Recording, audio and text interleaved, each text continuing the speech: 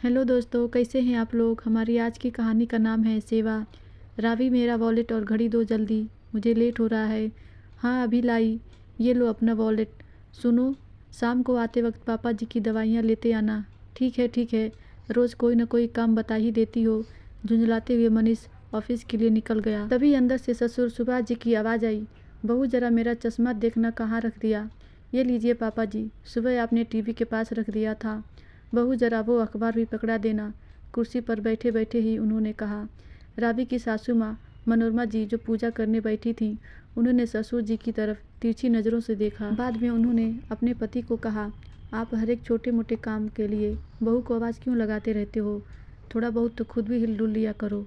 उस बेचारी की सुबह से शाम तक फिरकी बनी रहती है। अरे भगवान, बहू तो होती ही है सेवा करने के लिए, फिर मैं थोड़े ही कोई भारी काम करवाता हूँ। बात हल्के और भारी काम की नहीं है, लेकिन हमें अपने काम खुद करने की आदत होनी चाहिए। वो शिकायत नहीं करती, इसका मतलब ये तो नहीं कि सारे काम का जिम्मा सिर्फ उसी का है। तुम तो अनोखी सास हो।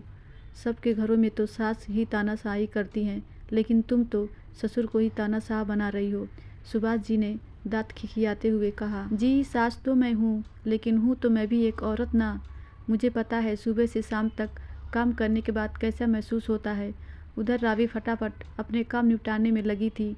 उसका 3 साल का बेटा मोनू अपने सारे खिलौने घर में बिखरा कर खेल रहा था। दोपहर के खाने की भी तैयारी करनी थी। मनोरमा जी ने रावी के हाथ से सब्जी लेते हुए कहा, बहू तू ये सब्जी छोड़ दे, मैं काट दूंगी। थोड़ा बहुत काम मुझे भी बता दिया कर। सासू माँ की बात सुनकर रावी ने मुस्कुराते हुए कहा, ठीक है मम्मी जी, आप काट दीजिए, मैं छत से कपड़े उतार लाती हूँ।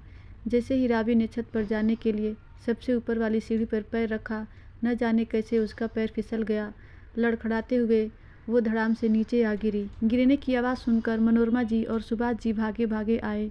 देखा तो रावी दर्द से कराह रही थी। उसके पैर और हाथ में काफ़ी चोट आई थी। किसी तरह से उन्होंने रावी को उठाकर बिस्तर पर लिटाया। अपनी माँ की ऐसी हालत देखकर मोनू भी रोने लगा था। सुभाष जी ने मनीष को फ़ोन करके बुला लिया, क्योंकि रावी को अस्पताल लेकर जाना था। कहीं कोई हड्डी तो नहीं टूट गई थी। सच में रावी के दाएं पैर की हड्डी में फ्रैक्चर आ गया था। हाथ में भी चोट आई थी। 2 दिनों तक रावी को अस्पताल में भर्ती रखना पड़ा। घर संभालना सबके लिए मुश्किल हो रहा था। ऊपर से मोनू, वो तो रावी के बिना खाना भी नहीं खा रहा था। जब रावी प्लास्टर बंधवा कर घर वापस आई तो मोनू की जान में जान आई। मनीष ने दूसरे दिन अपनी मम्मी पापा से कहा, मम्मी डॉक्टर ने रावी को कम से कम 40 दिन का रेस्ट बताया है। मैं रावी के भाई को फ़ोन कर देता हूँ कि रावी को कुछ दिनों के लिए अपने साथ ले जाए। क्यों बेटा, रावी को मायके क्यों भेज रहे हो। माँ, अब यहाँ कौन इसकी सेवा करेगा। आपकी तबीयत भी ठीक नहीं रहती और मुझसे तो घर और ऑफिस का काम होने से रहा। लेकिन बेटा, इस तरह उसे मायके भेजना अच्छा नहीं लगता। याद है जब समधन जी का ऑपरेशन हुआ था, उस समय उन्होंने रावी को मदद के लिए बुलाया तो तुम सब ने साफ मना कर दिया कि यहाँ घर कौन संभालेगा। अपने भाई की शादी में भी वो मेहमानों की तरह सिर्फ 2 दिनों के लिए ही मायके गई थी। बेटा, 5 साल से रावी पूरा घर संभाल रही है, हम सबकी सेवा कर रही है, तो क्या हम सब मिलकर 1-1.5 महीना उसकी देखभाल नहीं कर सकते। सिर्फ मुसीबत के वक्त मायके वालों को परेशान करना ठीक है।